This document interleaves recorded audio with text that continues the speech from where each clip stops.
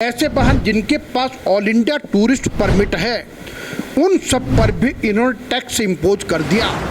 इसके कारण से पर्यटन व्यवसायियों का भारी नुकसान हुआ है।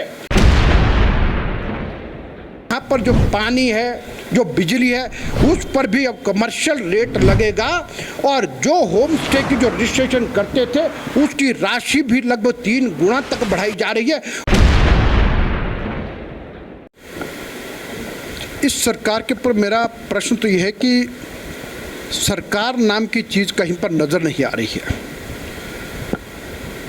अब देखिए, इस सरकार के गलत निर्णय के कारण से हिमाचल प्रदेश के पर्यटन उद्योग को बहुत बड़ा झटका लगा है। 2023 में इस सरकार ने बाहरी राज्यों से जो हिमाचल प्रदेश में जो व्यावसायिक वाहन आते हैं, ऐसे वाहन जिनके पास ऑल इंडिया टूरिस्ट परमिट है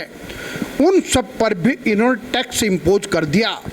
और जिसमें से कि प्रतिदिन 5,000 रुपया, 3,000 रुपया, 4,000 रुपया, और जिसके कारण से बाहरी राज्यों के जो टूरिस्ट ऑपरेटर्स हैं, जो ट्रांसपोर्टर्स हैं, उन सब लोगों ने हिमाचल प्रदेश की बुकिंग लेना बंद किया। उन्होंने कहा फिर पहाड़ दूसरे भी हैं, जम्मू कश्मीर में भी पहाड़ है और उत्तराखंड में भी पहाड़ है, हम और जगह पर जाएंगे, और जिसके कारण से पर्यटन व्यवसायियों का भारी नुकसान हुआ है। और ये सब बात देश के अनेक राज्यों के लोगों ने जब रखी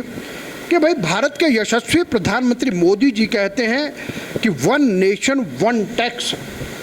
तो जब हम अगर एक जगह पर दे चुके हैं, अपने स्टेट का टैक्स हम दे चुके हैं, ऑल इंडिया टूरिस्ट परमिट का टैक्स दे चुके हैं, तो फिर किस बात का टैक्स। और उसके लिए हिमाचल प्रदेश की सरकार को भारत सरकार ने पत्र लिख करके कहा और अन्य राज्यों को भी कहा कि अगर कहीं पर भी इस प्रकार का कोई टैक्स लिया जा रहा, वो नहीं लिया जाना चाहिए, जिसके कारण से पूरे देश और दुनिया के अंदर पर्यटक बढ़े। देश में जो भारतीय जनता पार्टी के समय में होम स्टे योजना प्रारंभ की, जिसके कारण से एक आम नागरिक को अपने घर में काम करने की छूट मिली, उस सब को भी अब स्ट्रीमलाइन करने के लिए अब उन्होंने कहा कि वहाँ पर जो पानी है, जो बिजली है, उस पर भी अब कमर्शियल रेट लगेगा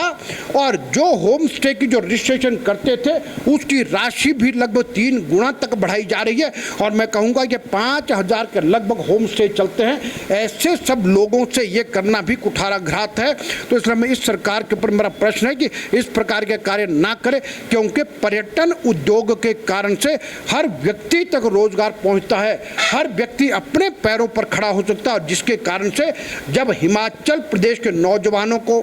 पर्यटन के कारण से अपने प्रदेश में जब रोजगार प्राप्त होता है तो यहाँ से नौजवानों को जो पलायन है वो रुक जाता है और पहाड़ बसे रहने चाहिए और पहाड़ों से पलायन नहीं होना चाहिए। और सरकार को इस प्रकार की जो यानी जन कल्याणकारी योजना के विरुद्ध जो निर्णय है उनको वापस लेना चाहिए।